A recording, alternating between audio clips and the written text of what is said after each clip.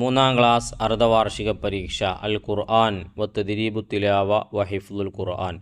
എങ്ങനെയാണ് അതുണ്ടാവുക? എന്തൊക്കെ കാര്യങ്ങളാണ് പഠിക്കേണ്ടത്? മോഡൽ ചോദ്യപേപ്പർ ഏത് രൂപത്തിലാണ് വരിക?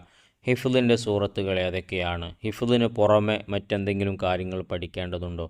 ഇങ്ങനെ പല സംശയങ്ങൾ എല്ലാവർക്കും ഉണ്ടാകും. ആ സംശയങ്ങളെല്ലാം നീക്കുന്ന രൂപത്തിലുള്ള നല്ല യൂസ്ഫുള്ളായിട്ടുള്ള വളരെ ഉപകാരപ്രദമായ വീഡിയോയാണ്. മുഴുവനായി തന്നെ കാണുകയാണെങ്കിൽ നല്ല മാർക്ക് നമുക്ക് സ്കോർ ചെയ്യാൻ പറ്റും. ഖുർആൻ ഹിഫ്ള് തദ്രീബു തിലാവയുടെ പരീക്ഷയുടെ രൂപം കഴിഞ്ഞ പരീക്ഷയ്ക്ക് നമ്മൾ മനസ്സിലാക്കിയതാണ്.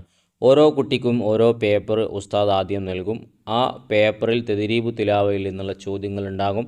ആ ചോദ്യങ്ങൾക്കുള്ള ഉത്തരം എഴുതിയ ശേഷം എല്ലാ കുട്ടികളും ഉസ്താദിൻ്റെ കയ്യിൽ കൊടുക്കുന്നു. ശേഷം ഓരോ കുട്ടിയെ കൊണ്ട് ഖുർആനിൽ നിന്നും ഹിഫ്ളിൽ നിന്നും നിർണ്ണയിക്കപ്പെട്ട ഭാഗങ്ങൾ ഓതിപ്പിക്കുകയാണ് ചെയ്യുക. ഇതാണ് പരീക്ഷയുടെ രൂപം.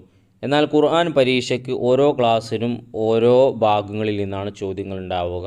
മൂന്നാം ക്ലാസ്സിന് സൂറത്തുൽ മുജാദല മുതൽ മുർസലാത്ത് വരെയും, അതുപോലെ തന്നെ അദ്ദാരിയാത്ത് മുതൽ ഹദീദ് വരെയും, അഹ്കാഫ് മുതൽ മുഹമ്മദ് വരെയുമാണ് പാഠഭാഗം. ഈ പാഠത്തിൽ നിന്ന് മാത്രമേ ഖുർആൻ പരീക്ഷയ്ക്ക് ആയത്തുകൾ നമ്മളോട് ഓതാൻ ആവശ്യപ്പെടുകയുള്ളൂ. ഈ ആയത്തുകൾ ഓതിക്കൊടുക്കുന്ന സമയത്ത് മാർക്ക് ഇടാൻ വേണ്ടി ഉസ്താദിന് ചില നിർദ്ദേശങ്ങളുണ്ട്. അത് ആ പേപ്പറിൽ മുകളിൽ നിങ്ങൾക്ക് കാണാനും കഴിയും. നമുക്കതൊന്ന് വായിച്ചു നോക്കാം.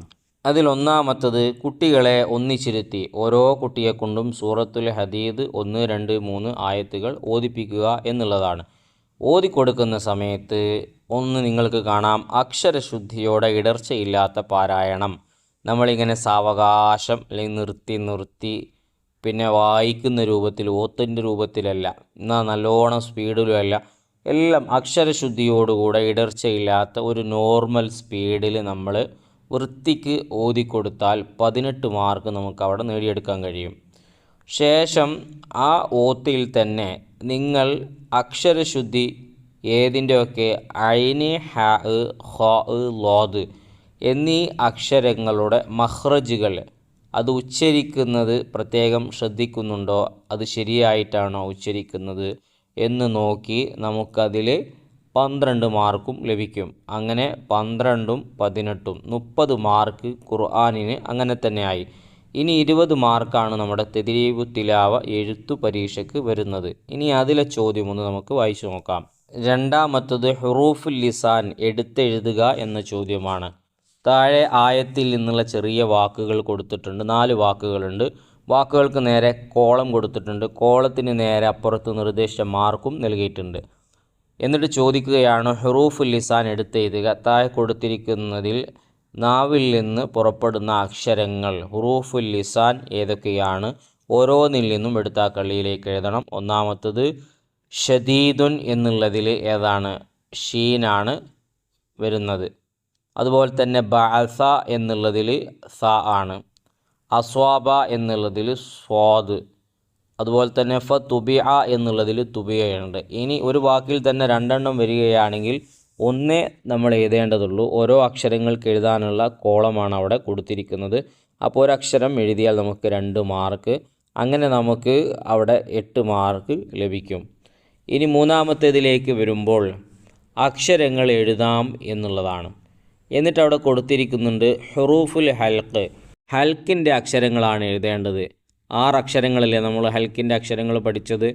ആ പഠിച്ച അക്ഷരങ്ങൾ 6 കോളങ്ങൾ അവിടെ നൽകിയിട്ടുണ്ട്. ആ കോളങ്ങളിൽ എഴുതി കൊടുത്താൽ മതി. നല്ല മാർക്ക് നമുക്ക് ലഭിക്കും.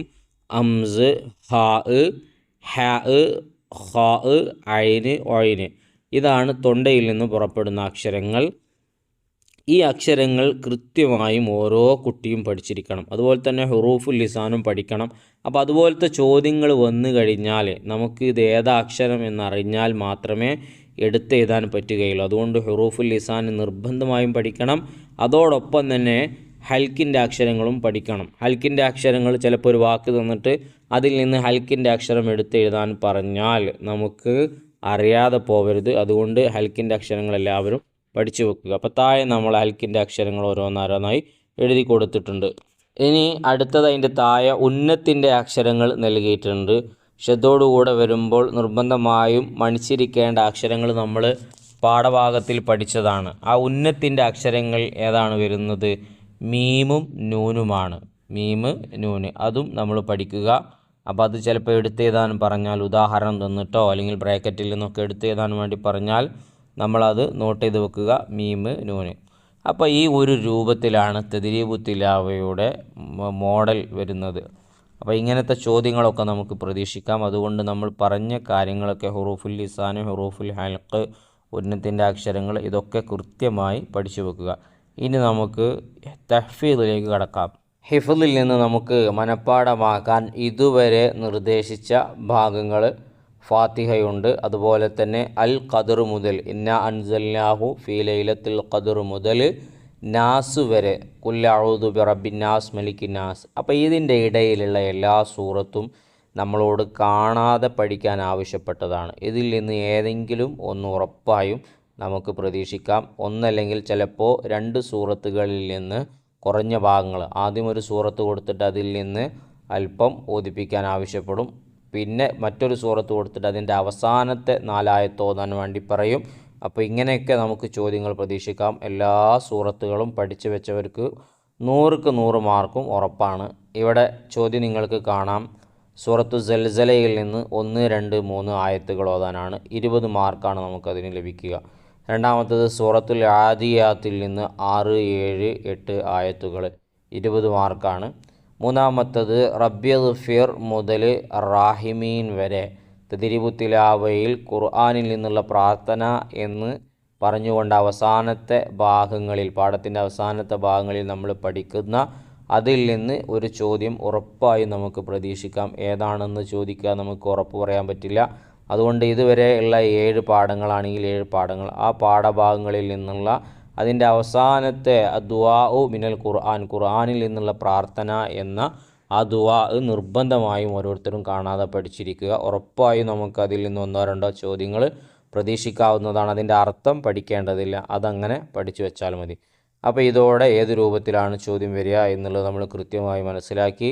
മറ്റൊരു ചോദ്യപേപ്പർ കൂടെ നമ്മളിതിൽ നൽകുന്നുണ്ട്. നിങ്ങൾക്ക് രണ്ടും കൂടെ താരതമ്യം ചെയ്ത് പഠിക്കാവുന്നതാണ്. ഇൻഷാ അല്ലാഹ് എല്ലാവർക്കും നല്ല മാർക്കോടുകൂടെയുള്ള വിജയം ഉണ്ടാവട്ടെ എന്ന് ആത്മാർത്ഥമായി ദുആ ചെയ്യുകയാണ്. നല്ല നല്ല വീഡിയോകൾ ചെയ്യാൻ ഞങ്ങൾക്കുള്ള പ്രചോദനം നിങ്ങളുടെ സബ്സ്ക്രൈബാണ്. ചെയ്യാതെ കാണുന്നവരുണ്ടെങ്കിൽ ചെയ്ത് സപ്പോർട്ട് ചെയ്യുക. ഒരു ലൈക്ക് വീഡിയോക്ക് നൽകുക. ഉപകാരപ്പെട്ടെങ്കിൽ നന്ദി അറിയിച്ച് കമൻറ്റിലൂടെ അൽഹംദുലില്ലയോ താങ്ക്സോ എഴുതി അറിയിക്കുകയും ചെയ്യുക. നല്ല നല്ല വീഡിയോയുമായി നമുക്ക് വീണ്ടും കാണാം.